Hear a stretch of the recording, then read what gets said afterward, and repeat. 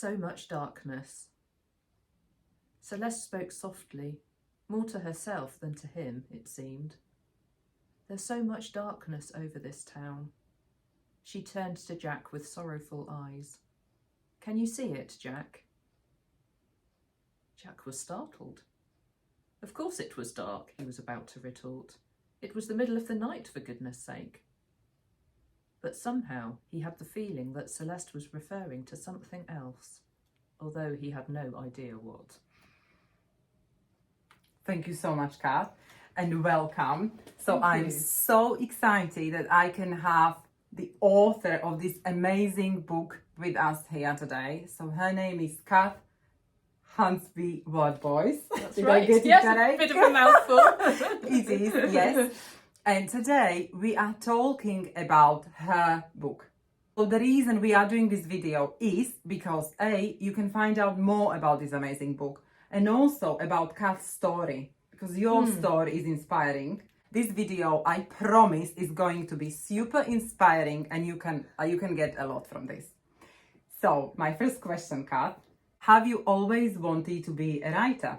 I have, Beata, yes. And firstly, thank you so much for inviting me today and giving me this opportunity. It's really Pleasure. lovely to have the opportunity to talk with you and to share a little bit about myself and my story and my book as well. But yes, I have, ever since I was about 7 years old, probably, for almost as long as I can remember, I've always wanted to be a writer. Wow. And it's taken until now for it to actually happen and become a reality. So it is a childhood dream come true for me. Wow, so that's amazing, because you wanted to be a writer from the age of 7. About that. Yeah. Yes, so you must have loved books when you were 7. Yes, I was always reading as a child. It was mostly Enid Blyton books, to be honest. But still. Yes. Wow. I was brought up on them, and I was always writing stories as a kid, and I was often illustrating them as well. I spent a lot of time doing that as a young child. So did someone from your family become an author, or where did you get the inspiration from? I'm not aware of anyone in the family that was. It was just something I always enjoyed. I guess I've always loved stories. Yes, loved books. Loved reading and enjoyed writing. And then you did yours. Eventually, but also, yes. What I loved about this story is that sometimes people give up too soon. And Kath, it took you said like 20 years Yes. to write a book, but she didn't give up. No. And this is the thing. So if you can take something from this, take this. Do not give up on your dreams. Do not. This is amazing that for 20 years, you never gave up on your dream. No, I mean, it lay very dormant for quite a lot of that time. It was a very sort of on-off, slow, ongoing process. And I'll be honest, there were times when I thought, really, can I really do this? Is it really worth the time and the effort? I had a lot of self-doubt. Yeah, really lacked confidence a lot. And it was really hard to find the time and make it a priority, really. I was, about 20 years it took. And I started writing it before my first children were born. Wow. And then, so when they were really little, I think there were probably years where I didn't touch it at all, and then I picked it up again. It was a very kind of on-off process. So it's quite amazing actually that I managed to finish it, and it kind of works as a whole. So. Yes, it is amazing you managed to finish it, but when you read the book, you will see, what I felt is that every single word in Kath's book has been so carefully chosen. It's amazing. The language you use, Kath, is just amazing. So I think it shows that the weight and the amount of time you spend writing, I think it shows. Oh. I think I can definitely tell. Oh, well, Wow. Thank you. Okay. I hope so. So we know it took you 20 years. Yeah, more or less. roughly. Yes, more or less. And what inspired you to write this book? Yes, and it's a hard question to answer because it is such a long time ago. So I don't really know is the honest answer. And it's probably not the sort of book I ever imagined I would write.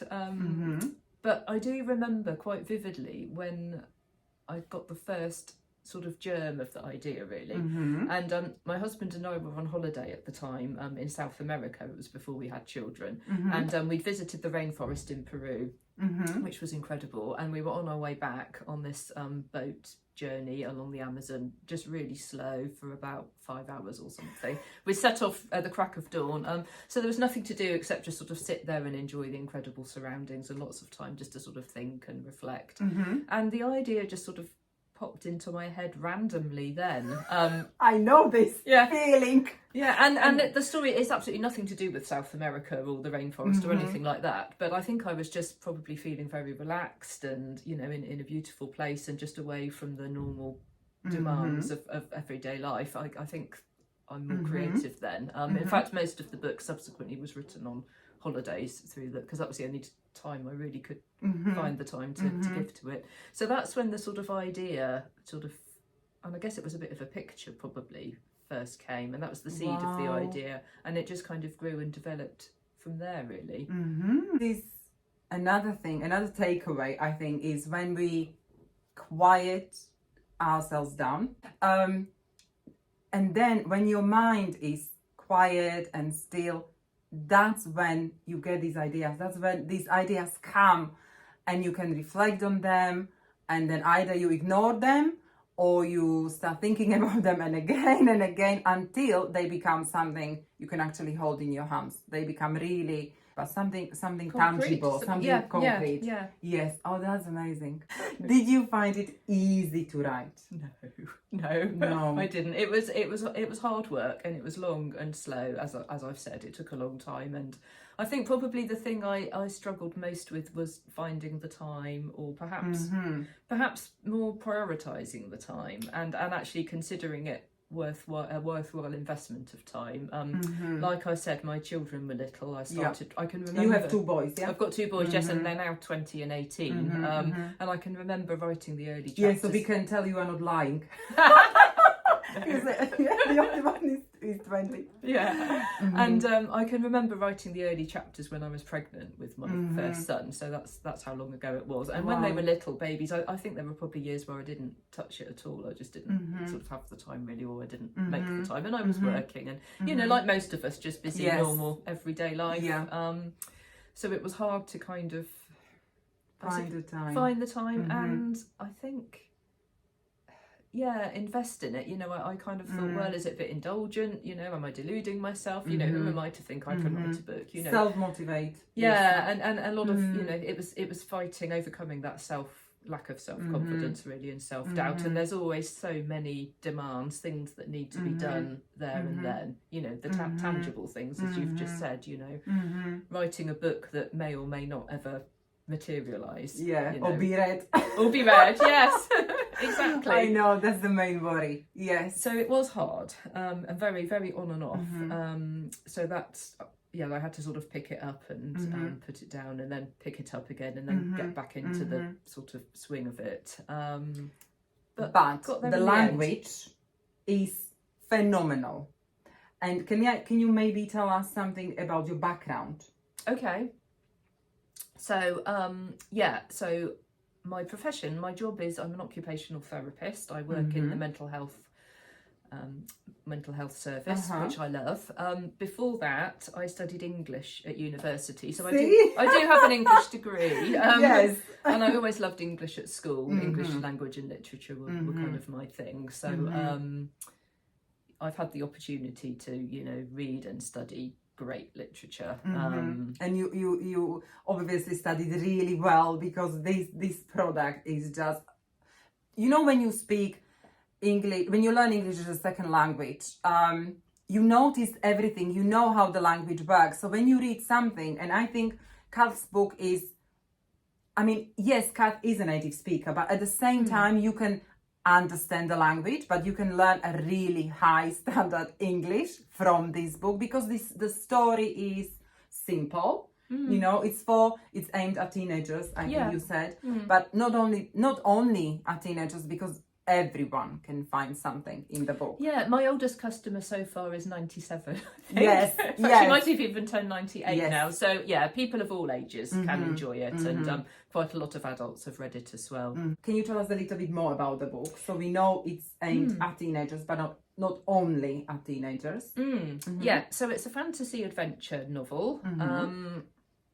It's about Well, it's about a boy, an ordinary 12-year-old boy called Jack, who has a series of encounters with a strange, mysterious girl. Yes. And he gets drawn into a hidden world, a hidden supernatural world where there are opposing light and dark forces.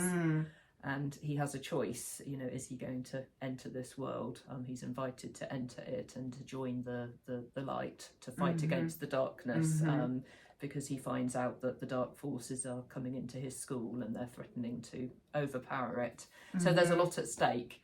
So it's an adventure set in a secondary school, and Jack is trying to find out what's going on really, and enter this strange, mysterious world.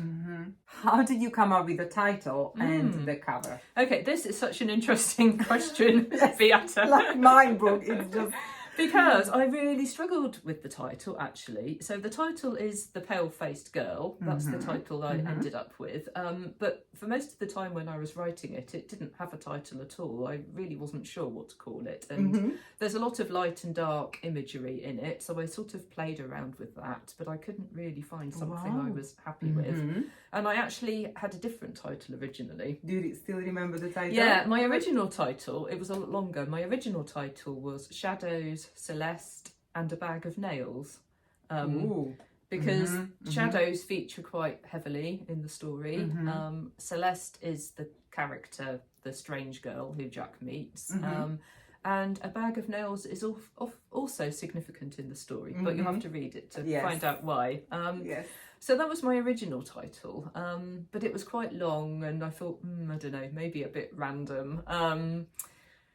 So I wasn't sure, and then I ended up with The Pale-Faced Girl, which is actually the title of the first chapter 1 of the book, where Jack first encounters this strange girl, Celeste, who is the pale-faced girl. So that was the title, and the cover. So this is the back cover. The back cover and the blurb shows, actually the little bit I read at the beginning comes from this. It's near the beginning of the book, chapter 3. Maybe we can show it closer. Oh yeah. Thank you. So this is the back. That's the back, and that's the front. Yeah. So the back is you see there's light and dark on the town there. So Jack and Celeste are up on the hillside in the middle of the night, overlooking the town, and that's where Celeste first shows Jack the darkness and the light that's in the town below, that before he's not seen.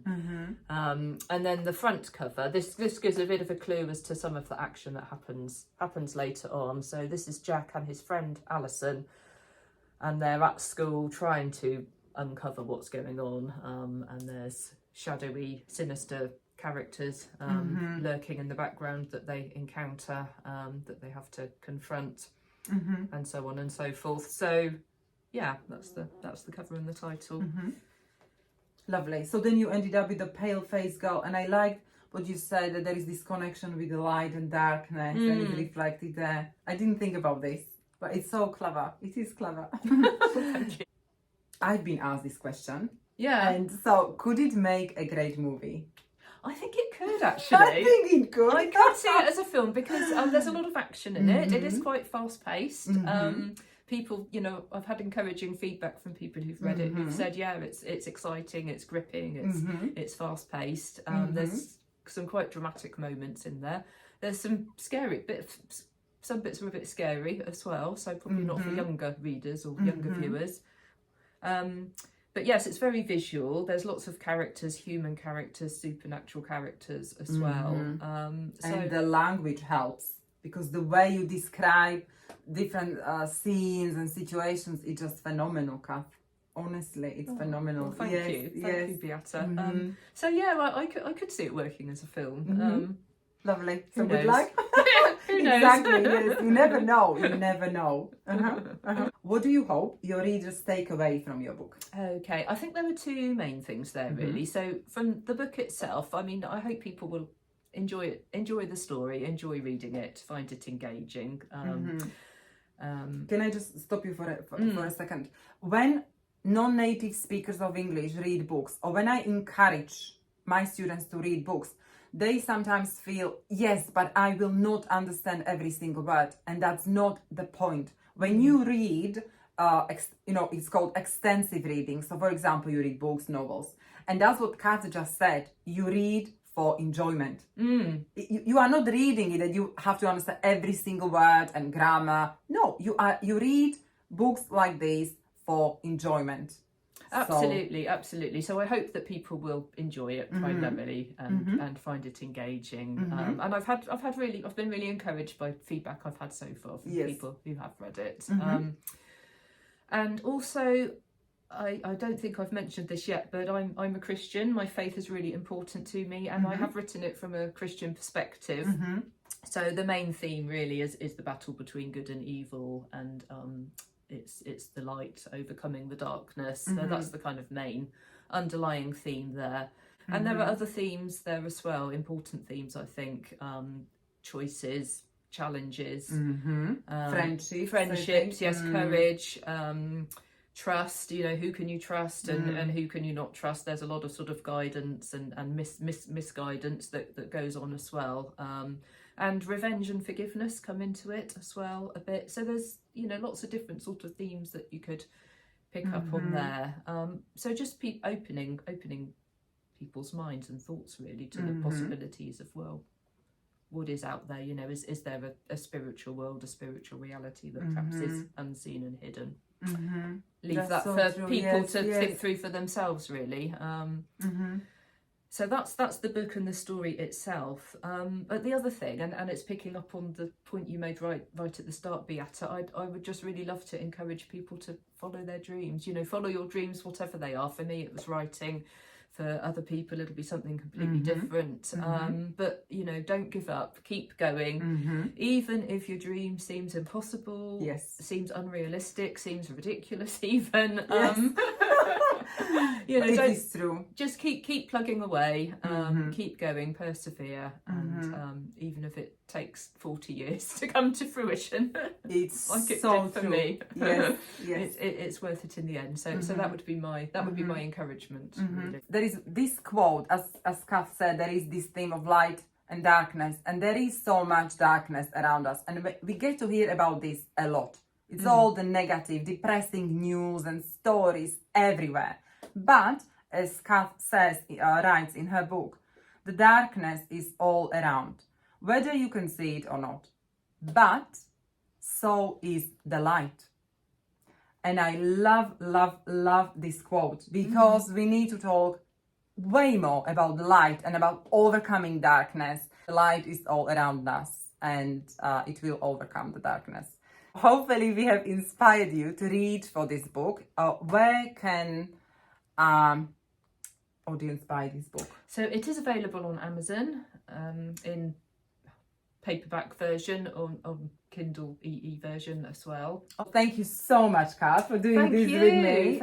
Thank you. Hope you have been inspired, and just remember that yes, there is so much darkness around us, but so is so much light too. Yes.